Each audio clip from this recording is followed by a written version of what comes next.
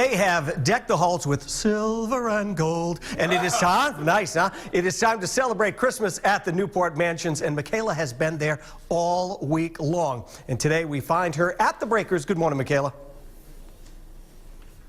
Hey, good morning, Will. Yeah, you bring up a good point. Day 3 and the third mansion on the list. A reminder that Marble House, the Elms, and the Breakers are all open and decorated for the holiday season. In fact, the Breakers opened when the roadshow started. So if you see a passerby or two, they're probably on a tour, taking it all in.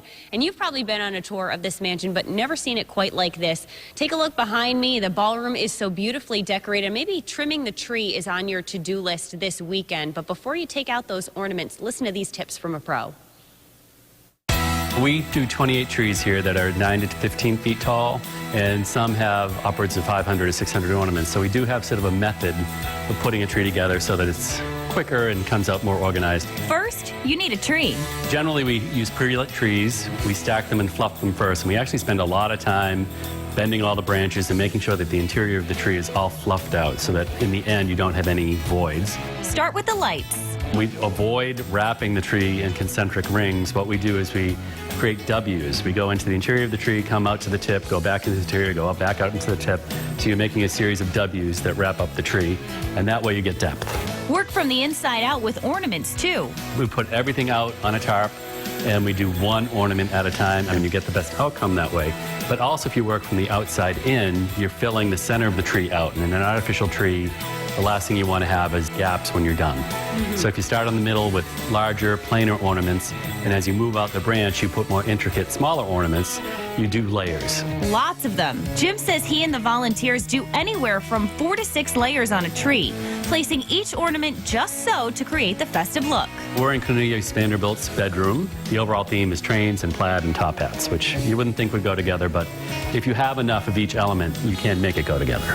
Here's how. He was the president of the New York Central Railroad. And so you'll see lots of little trains on this tree to represent the New York Central. And also it was Gilded Age era in the Breakers when he lived here, and he wore top hats frequently. So we have top hats on the tree too. And just to make it masculine, we have several different types of plaid, because the carpet in here is red, and we thought red and green would be nice. So consider the weight of the ornament as well. At the very tips, you want something lighter. And also, I oftentimes try to gradate from larger ornaments at the center of the tree at the bottom to smaller at the top. So I'll have like 3 different sizes of the interior ornaments, all in the same color, and get them smaller as we go further up. Save some ornaments for the rest of the room. I keep an odd number, 5 or 7 or 11, of what's on the tree to spread out on a garland for the mantelpiece. So set those aside at the beginning. And know that once you've trimmed the tree, you can always go back. I always come back a day or two later and edit, because usually when you're there the first day, you think it looks fine, but gravity takes its toll, or you come back a few days later and realize you missed a corner or whatever. So I make a second visit, and feel free to edit a few days later. In addition to using ornaments of different sizes, Jim suggests using ornaments with different textures and colors as well. So send us some pictures of your tree trimming if you're doing some over the next couple of days on our social media pages. But stick around in just a little bit. We're actually going to head upstairs. I think that's the first time we'll ever go upstairs live from the Breakers. You don't want to miss it. Well, as you know, you can ring in the holiday season in Newport at the Majestic Mansions. Everything is so beautifully decorated for their annual Christmas at the Newport Mansions. And that is where we find Michaela once again this morning. Hey again, Michaela, what's happening? Yeah, it's Conductor Johnson, if you will, today for this next segment. I am joined by Phil Pelletier. He is the Director of Special Events. And man, we've got something special happening behind us. Trains, and it's not just for the Christmas season. There's actually a good historical tie to this. Of course. Well, the Vanderbilt, especially Commodore Vanderbilt, actually started the New York Central in 1865. He bought a conglomerate of a lot of regional zones, and he put them all together, and it started off being a New England, New York line, and he expanded it to the Midwest. The biggest thing was to go from New York to Chicago, carrying troops and carrying cargo and passengers.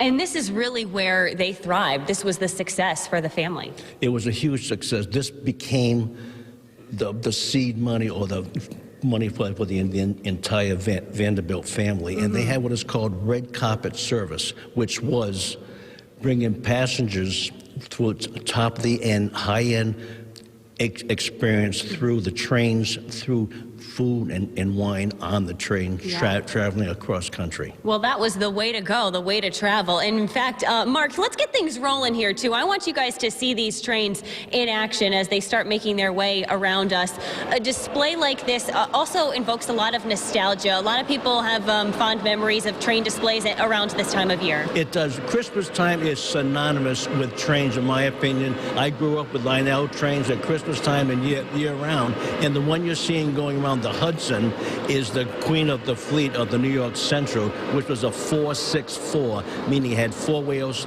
6 wheels, and 4 wheels, and it was built for really carrying heavy loads. There wasn't many hills it was on. It was like a river line track. So this thing would cruise and could, like you said, could carry a lot of weight. Carrying a lot of weight, correct. You know? A display like this, it is so beautiful, and it's, again, on the second floor of the Breakers here. How long did it take to put something like this together? Well, we are on the second floor, which is called the upper loggia, and this requires about 3 days. It takes about 1 day for our maintenance department to actually build the board. It takes a second day to lay all the track down, and the third day to final touches, the trains, the actual houses, trees, etc., etc. It's a work of art. It really is, and you have to come see it in person because there's so many tiny details. There are passengers aboard the train. There's a conductor in there. On the observation car, you can see there's little passengers. There's about 12 passengers, and there's all people in the actual passenger trains. So you guys really made this come to life here, and there is plenty of time for folks to bring their families, to bring their kids to check it out, even after Christmas. Of course, we are here. We have this set up to probably the end of the first week in January. So there's plenty of time for guests to come, enjoy the house, and enjoy the trains, and have a look back into Christmases of years past. Certainly. So if you want to invoke a little nostalgia around this time of year, this is the place to do it. Phil, thank you so much. It's a pleasure to have you here, and best of holiday wishes to you. And happy holidays to you as well. I also hear that Phil was the one that provided the trains this year. Is that right? I did, yes. Well, what a nice treat, a lovely gift to everyone. So if you want to see the gift that Phil provided here at the Breakers, like you said, there's plenty of time to check it out. Speaking of checking things out, we're not done. Day 3 is not over yet, guys. You want to stick around. We have one more segment coming up. Hey, thanks, guys. Take a look around, though. Every inch of every room of the Newport Mansions is so elaborate. I mean, the attention to detail of the Gilded Age was unlike any other, and you'll take in a lot of it when you come here on a tour. But one thing you probably won't see is someone cleaning. I mean, have you ever seen someone with a Swiffer or a vacuum? But they must do it, right? Because everything is immaculate. We had the chance to chat with someone who maintains everything. This room in particular is extremely intricate, Kathy, but there's a reason why we never see anyone keeping up with the cleaning of it. Why is that? Well, most of our staff work very early in the morning before our guests arrive for the day, and then a lot of the detailed work goes on in the winter time when we have fewer guests in our houses or when we can actually close our houses to do some deep cleaning. With elaborate and delicate items, the process takes some time. Each year we close one large house for 6 weeks for cleaning, and last year was the Elms, the Sierra's Marble House. And this is a deep cleaning, This is a deep clean, right. So this is a little different than what we can do on a daily basis. Scaffolding goes up and furniture is emptied from rooms. Painting might be taking place by Properties Department. You know, if you see flaking paint, again, that's not something we can close that room and refresh every week. So we take the opportunity now. We're cleaning a few ceramic pieces now. When we handle ceramics, we have these little weighted socks that we put around it, and that's just to make sure that it stays stable. They use multiple tools to clean ceramics like these. We have brushes, very soft, so that they don't scratch any surfaces. We have cosmetic sponges that you might find at your local pharmacy. This is what we call a Rebel cloth. It's just a very soft cotton cloth. A microfiber cloth, which is very important. This is called a soot sponge, and these can also be washed. This is just plain cotton that we've got here that we're going to wrap around just a regular skewer. The only thing that you might not have in your home is some deionized water. This water has been specially treated just to get any minerals and anything out of it.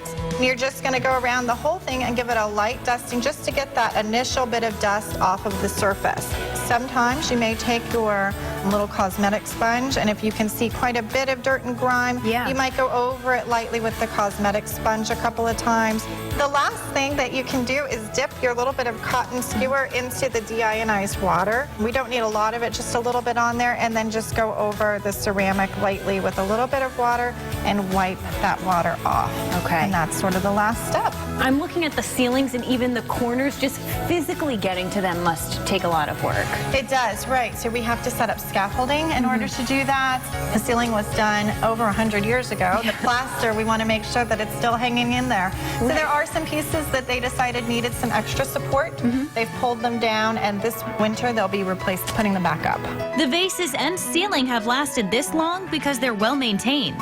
In some of our houses, we have the original collection to that house, and in other places, we have pieces, though, that are from the time period, even if they're not original to our houses. So all of them are over 100 years old, and many of them even older than that, as many of our houses, they collected antiques for their time period. So we have to be very careful with what we're working with.